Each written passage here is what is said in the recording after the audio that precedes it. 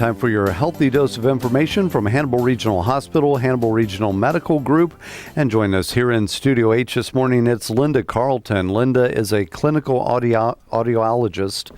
Right? Said that right? Audiologist with Hannibal Regional Medical Group. And Linda is here with us to talk a little bit about audiology and hearing loss. Good morning, Linda. Good morning. How are you? Good, thank you. How are you all? We're doing great here. It's good to have you here in the studio to talk a little bit about audiology and hearing loss. What is an audiologist? You know, an audiologist is a person who has advanced training in hearing, balance, those kind of issues. That treats people with hearing problems, balance problems. You know, you see people that are dizzy. Those things are inside the ear, too. So we take care of people with all kinds of different problems related to the ear. Dizziness, or maybe just difficulty hearing, or maybe trouble learning, or anything like that can be signs. Well, we look at kids that have trouble learning because some of them have trouble learning because they have hearing loss. So certainly that's a referral we often get. Why is what's the most appropriate person to treat individuals with hearing loss? Is that somebody like you? Right. I mean, anybody can kind of do a hearing test. It's a pretty basic thing. But most people that have hearing loss, they just have noise-induced hearing loss, or, you know, they're old or that type of thing. But people can have all kinds of things, and we're the people that are trained to know when there's something else going on that we need to be aware of, too, and that's important. And it's interesting, in this day and age, it's become such a topic with headphones, with iPods. It seems like you walk around, everybody's got earphones in, earbuds, headphones, whatever it may be. And a lot of people probably listen at higher volumes than they should, and they probably don't really realize it. I mean, do you think that happens quite a bit?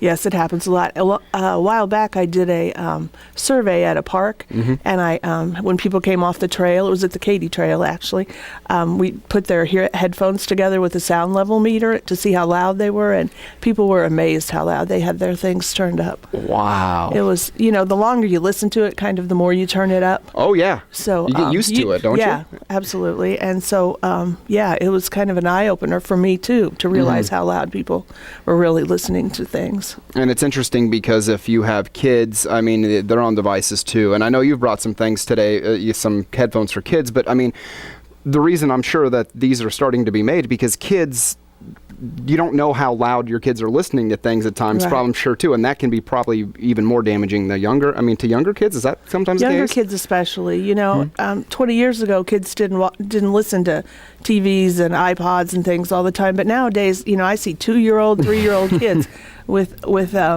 devices that they're listening to, and their parents don't always want to listen to it, so they get them headphones. Right. And so what I wanted to show you today is actually some volume limiting headphones. And what they do is no matter how loud they turn it up, they won't go above 85. And in general, we believe that below 85 is okay and above 85 is dangerous. Okay.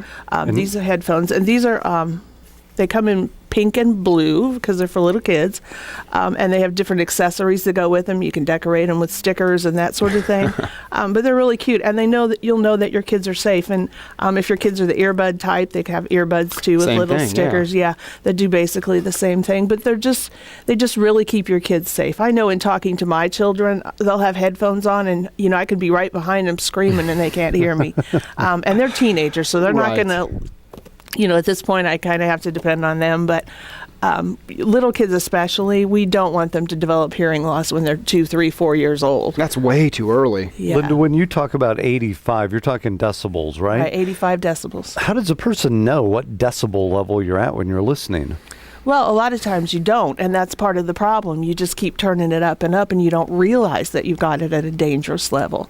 Unless you have some kind of headphones that are limiting things, you don't know what level it's at. Is there a good general rule, say you have an iPod or in an MP3 player, to kind of guesstimate, okay, this is probably as loud as I should ever be listening to this thing? Right. If somebody walks up and talks to you directly, you may not understand everything, but you should be aware that they're talking. You should hear something. Yeah. You should hear some noise coming out of their mouth. Okay, that's a good rule of thumb. Okay, I've actually haven't heard that one, so that's good. Yeah. And with kids, we find like 12% of them have noise-induced hearing loss.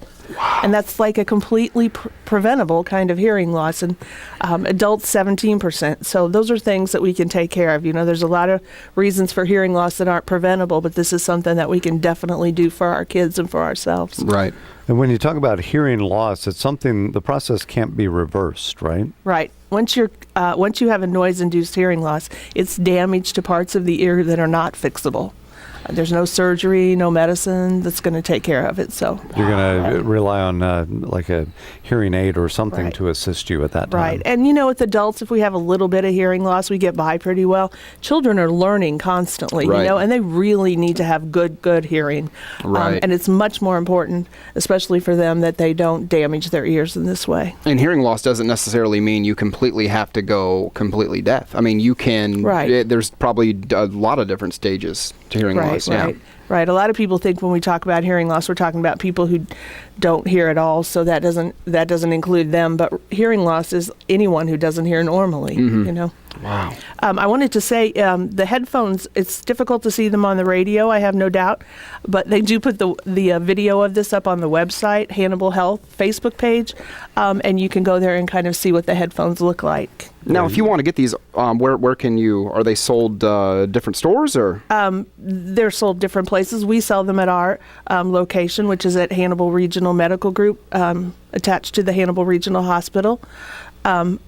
You can buy them online also, different stores, different places. So, Okay. But certainly we have them in stock at our place if you want to get them right away. And what I'm going to do is, like you said, we're on the radio.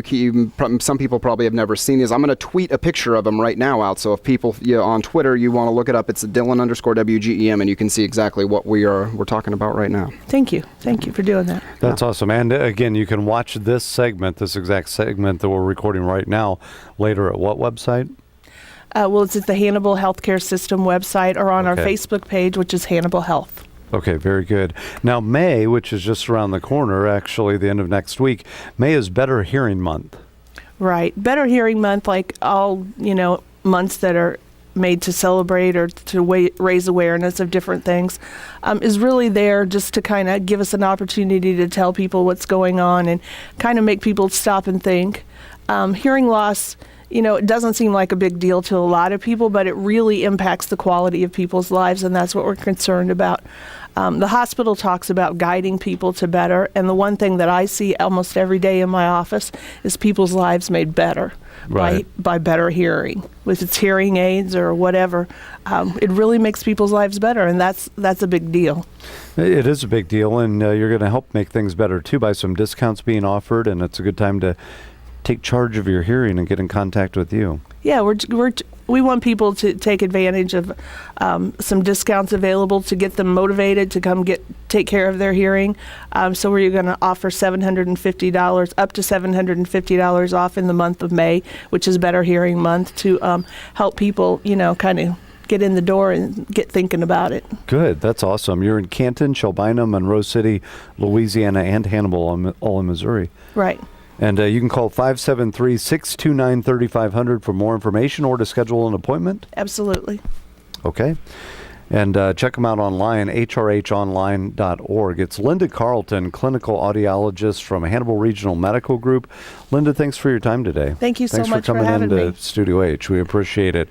That's your healthy dose of information from Hannibal Regional Hospital, Hannibal Regional Medical Group. Again, check them out online, hrhonline.org. And check out all their locations around the area. Give them a call at 573-629-3500 for more information or an appointment.